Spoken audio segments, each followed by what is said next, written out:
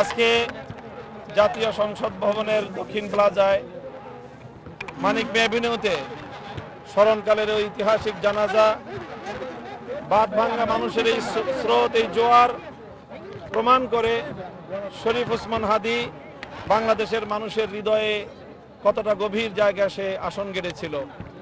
গোটা বাংলাদেশের মানুষ সারা পৃথিবী জুড়ে শরীফ ওসমান হাদীর বিরহ বেদনায় তারা কাতর।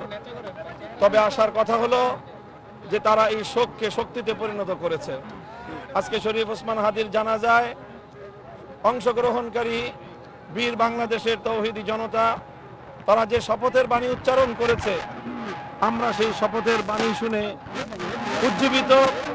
আমরা মনে করি খুনিরা শরীফ ওসমান হাদীকে হত্যা করার মধ্য দিয়ে জুলাই বিপ্লবকে ব্যর্থ করতে চেয়েছিল, কিন্তু আজকে শরীফ ওসমান হাদীর এই আত্মত্যাগের মাধ্যমে বাংলাদেশের নতুন প্রজন্ম যেই সাহসী এবং যেই উদ্দীপনা তারা দেখিয়েছে, যে শপথে উজ্জীবিত হচ্ছে, আমরা মনে করি এর মাধ্যমে খুনি এবং তার ষড়যন্ত্রকারী সহযোগীরা তাদের ষড়যন্ত্র ব্যর্থ হয়েছে এবং শরীফ ওসমান হাদীর যেই শাহাদাতের নেওয়ার জন্যে বাংলাদেশের মানুষ যেইভাবে শপথ গ্রহণ করেছে, এটি বাংলাদেশে আধিপত্যবাদের চূড়ান্তভাবে কবর রচনা করবে ইনশাআল্লাহ।